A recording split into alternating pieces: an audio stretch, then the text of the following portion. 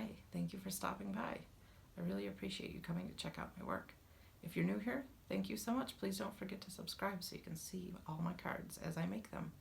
If you're returning, thank you so much for subscribing and coming back. I really appreciate it. Alright, so, little disclosure on this video. One thing that I learned after making the video that would have made my life a lot easier when I did all the filming was one tip that I learned from Jennifer McGuire is she made a little pocket with a piece of tape on the hot foil plate and the paper, and then she slid the foil in between so it kept everything in place. That was very helpful to learn that, and it would have made my life a little easier, but you can see how I fixed my mistakes that I made since I did not learn that tip till after filming. Let's get into this. Thank you so much. Have a great day. I really appreciate you watching. Alright, so the first thing I'm going to do is unbox the Glimmer hot foil machine, and I'm going to make a giant mess because that's what I do. I make a mess in my craft room. You got to take all the pieces out. It's very nicely packed. I do appreciate that. It's very safely packaged in there. That magnet tool is really cool. The instructions, the hot foil plate, and the little sample rolls of foil, the cord, the sample dies they give you.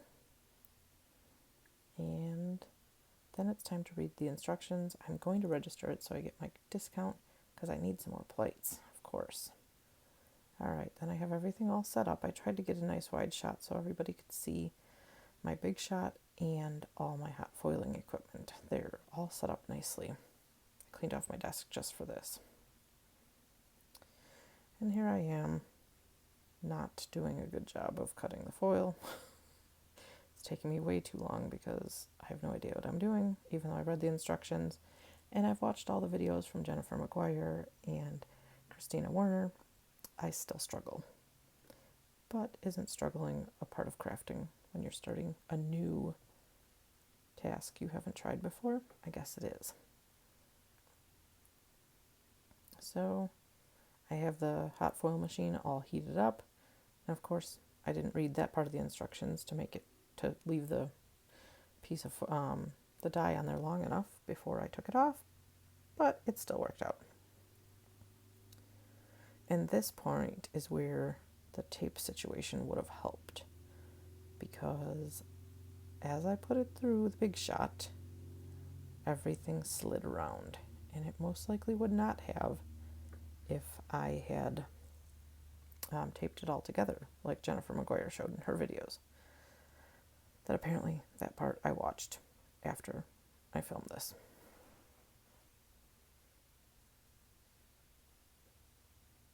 It still did a really good job though. I tried to get a good up-close shot of it here.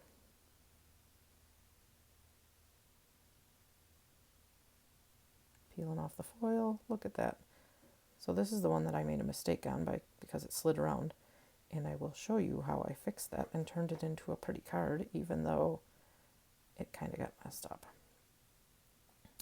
Alright, we're doing the happy birthday sentiment now for the hot foil. And I will say that's probably, of the two dies, I like the happy birthday the best. It looks awesome. It looks like beautiful, shiny, sparkly handwriting. And the stuff does get very hot, so be very careful when you take it apart. So pretty.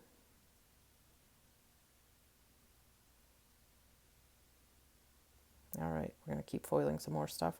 I did try both the colors of the foil, as well as doing it on white paper and black paper, because I just wanted to see in my trial video how well it did. Needless to say, I am obsessed because I think it steps your cards up a whole bunch, and definitely worth it. I was lucky enough to get gifted this for my birthday from my mom and my mother-in-law. They both sent me cash to spend on crafts, so this has been on my wish list for quite some time. So thank you to my mom and my mother-in-law. I was able to get a Glimmer hot foil machine. We're just trying out all the colors here. And then there's me getting confused by which one should go first in the sandwich. Trial and error, right, for crafting? I love the power of editing where everything can go super speedy and you can cut out the parts that are messy.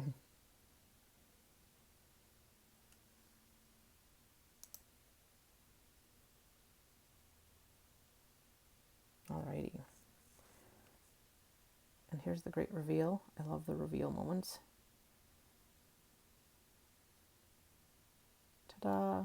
Beautiful. My paper wasn't exactly big enough, but we'll still make it work.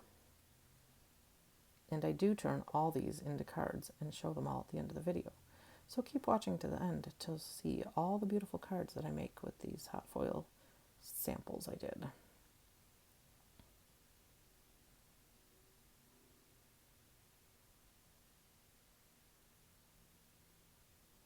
I'll keep playing. This time it's with black paper, I think.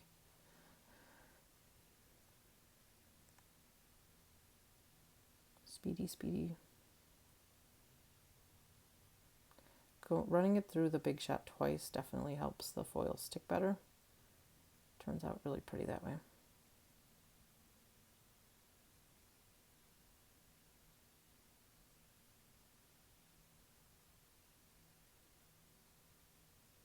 So pretty. I love that color. I did have a little boo-boo. This foil must have slipped, but I filled it in with a marker, a sparkly marker. It worked pretty well.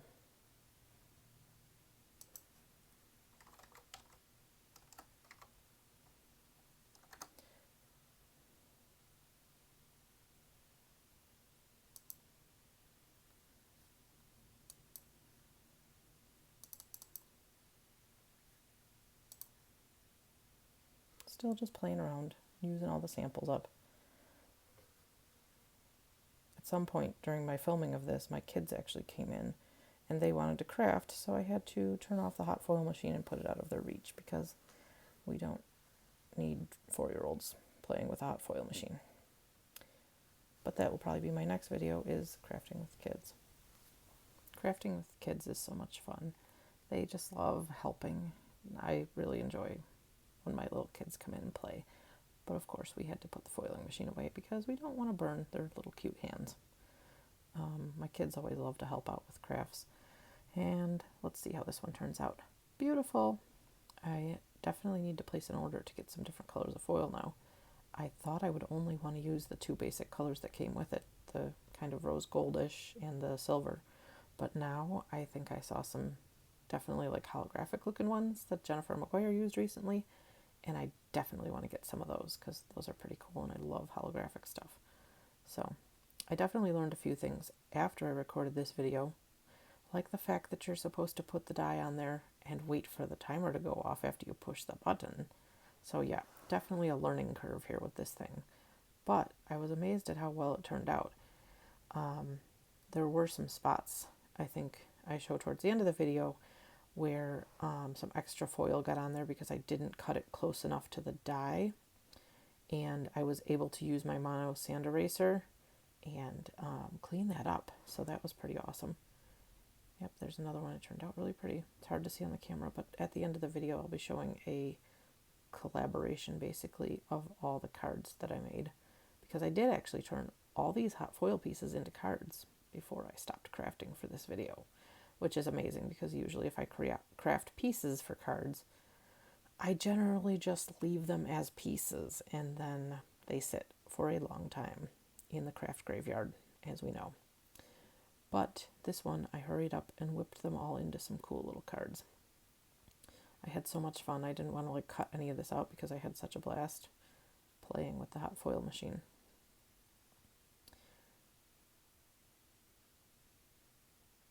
It definitely works best if you run it back and forth through the die cutting machine a few times as opposed to just one time.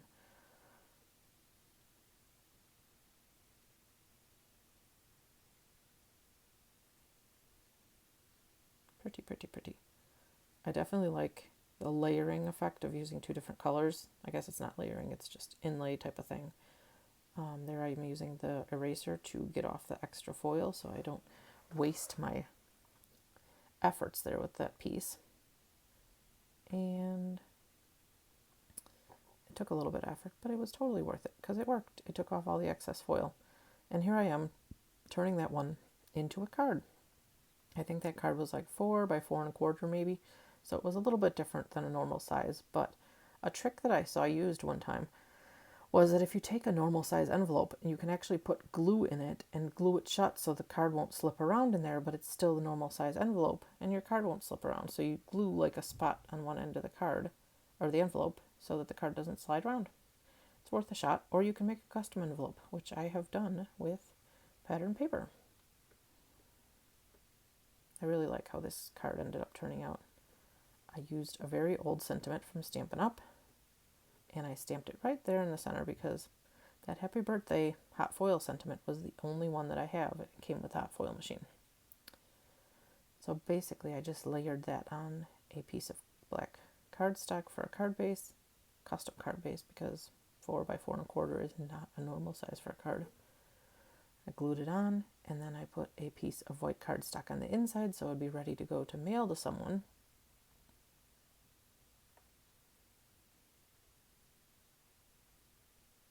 And there we have a card. And there's another card that I made. I just put it on a gray card base. And that background was a watercolor background I made with my iUli watercolors. And another one with a gray background. And that was swiped. The background was swiped with my Catherine Pooler inks. So thank you so much for watching. Have a great day.